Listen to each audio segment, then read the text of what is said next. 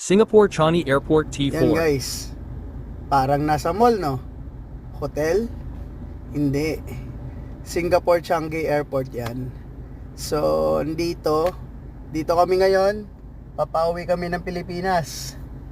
So, papunta kami Terminal 4. So, nasa loob kami ng airport.